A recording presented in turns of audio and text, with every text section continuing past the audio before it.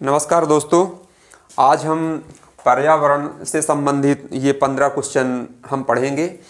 और किसी प्रकार की जो शिक्षक भर्ती वगैरह होती है उसमें पर्यावरण के जो क्वेश्चन आते हैं, खासकर अभी जो एमपी टेट होने वाला है उसमें एक महत्वपूर्ण जो एक पार्ट होता है कि पर्यावरण से संबंधित, वो मैं 15 क्वेश्चन आज लाया हूँ।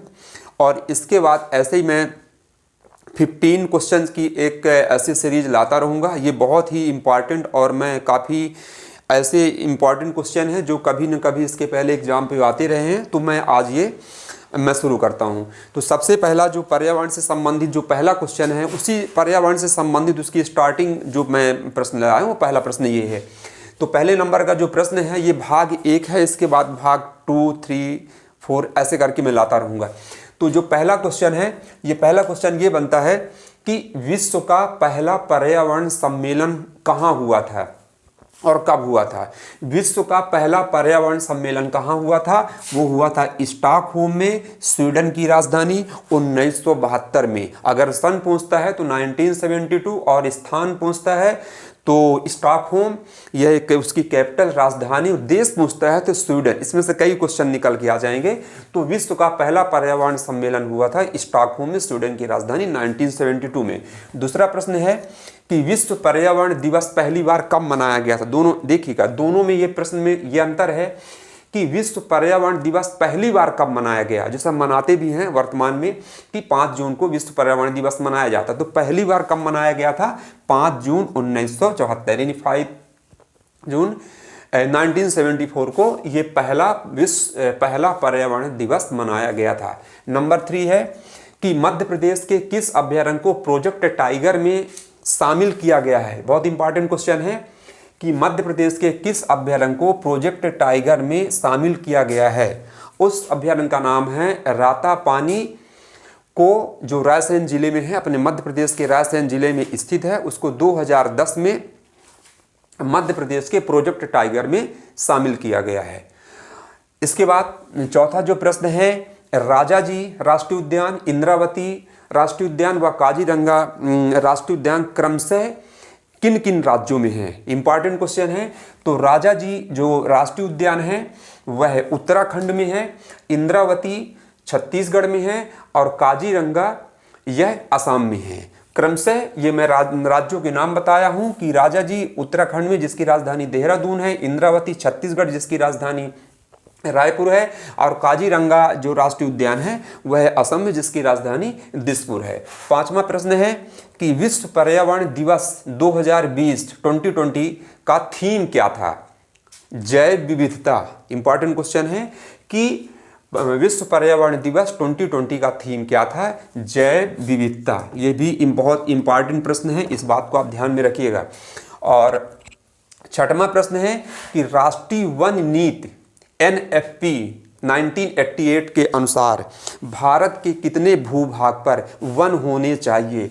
अर्थात राष्ट्रीय वन नीति मीन्स नेशनल फॉरेस्ट पॉलिसी 1988 के अनुसार भारत के कितने भूभाग पर वन होने चाहिए, ये आप बताएंगे। 33%, 33% भारत के भूभाग पर वन होने चाहिए नेशनल फॉरेस्ट पॉलिसी 1988 के अनुसार। 7वां प्रश्न है कि पर्यावरण संरक्षण अधिनियम EPA इन्वायरमेंट प्रोटेक्शन एक्ट कब पारित किया गया था। बहुत इंपॉर्टेंट प्रश्न है कि भारत में पर्यावरण संरक्षण अधिनियम EPA इन्वायरमेंट प्रोटेक्शन एक्ट कब पारित हुआ। तो आप पारित बताएंगे, ये बताएंगे 23 मई 1986 को इसे पारित किया गया था और 19 नवंबर 1986 को इसे देश में लागू कर दिया गया था। 1986 की बात को देकर के मैं एक क्वेश्चन और बता देता हूं कि भारत में पहली जो राष्ट्रीय शिक्षा नीति आई थी वो 1986 में आई थी। उस समय देश के प्रधानमंत्री जो थे श्री राजीव गांधी थे। तो 1986 का जो महत्व है हमारे ऐतिहासिक दस्तावेजों के अंतर्गत, तो 23 मई 1986 को ये EPA पारित हुआ था और 1986 में ही नेशनल एजुकेशन पॉलिसी आई थी। 8वां प्रश्न है खेती की सबसे पुरानी पद्धति कौन सी पद्धति को माना जाता है देश में। अपने भारत देश में खेती करने की सबसे पुरानी पद्धति मानी जाती है झूम या स्थानांतरण खेती। झूम या स्थानांतरण खेती का मतलब ये होता है कि इसे किसी एक स्थान पर जहाँ की ज़मीन बड़ी बंजर होती, वहाँ पर लकड़ियों को काट करके उसे जला करके उसे उर्वर बना करके वहाँ पर खेती की जाती है और 2-4-5 साल तक वहाँ पर कंटिन्यू खेती होती है। जब उपज उसकी कम होने लगती है तो इस प्रक्रिया को दूसरे स्थान पर स्थानांतरित कर दिया जाता है, इसलिए इसको कहते हैं झूम या स्थानांतरित खेती या कृषि कहते हैं। बहुत इंपॉर्टेंट प्रश्न है पर्यावरण से संबंधित कि झूम या स्थानांतरण खेती किसे कहते हैं। 9वां प्रश्न है संयुक्त राष्ट्र पर्यावरण कार्यक्रम अर्थात UNEP 1972 में इसकी स्थापना हुई थी, इसका मुख्यालय कहाँ है? अर्थात इसका बताएंगे कि संयुक्त राष्ट्र पर्यावरण कार्यक्रम का मुख्यालय कहाँ है, अर्थात यूनाइटेड नेशन इन्वायरमेंट प्रोग्राम, इसका मुख्यालय कहाँ है? नैरोबी। अर्थात बताएंगे जो केन्या कंट्री है उसकी राजधानी है नैरोबी और जिसकी स्थापना हुई थी 1972 में। अगला प्रश्न है कि विश्व मौसम विज्ञान WMO में स्थित है, कहाँ है वह बताएंगे आप? जिनेवा में। जिनेवा में स्थित है। स्विट्जरलैंड का दुनिया का खूबसूरत शहरों में से एक शहर माना जाता है जो जिनेवा है। तो जिनेवा में विश्व मौसम विज्ञान स्थित है जहाँ पर विश्व में मौसम से संबंधित भविष्यवाणी की जाती है, मौसम से संबंधित मौसम का जो रुख है उसको बताया जाता है, जिनेवा में स्थित है। इसके बाद है भारत सरकार द्वारा पर्यावरण विभाग की स्थापना कब की गई थी? भारत सरकार के द्वारा पर्यावरण विभाग की स्थापना कब की गई थी? इसका आप आंसर बताएंगे कि 1980 में, 1980 में भारत सरकार के द्वारा पर्यावरण विभाग की स्थापना की गई थी। अगला जो प्रश्न है वो ये बनता है कि वन महोत्सव किसने प्रारंभ किया था? इंपॉर्टेंट क्वेश्चन है, तो बताएंगे वन महोत्सव KM मुंशी ने। KM मुंशी इसके जनक माने जाते हैं कि वन महोत्सव किसने प्रारंभ किया था? KM मुंशी ने। अगला प्रश्न है कि भारत में वृक्षों का आदमी किसे कहा जाता है? बहुत ही इंपॉर्टेंट, बहुत ही महत्वपूर्ण प्रश्न है कि भारत में वृक्षों का आदमी किसे कहा जाता है? बताएंगे सुंदरलाल बहुगुणा। देखिए चिपको आंदोलन संबंधित है 1973, उस समय का चमोली जिला में ये चिपको आंदोलन हुआ था और उस समय जिस समय ये घटना हुई थी 1973 में, वो तब उत्तर प्रदेश में था और आज का वर्तमान का ये उत्तराखंड है।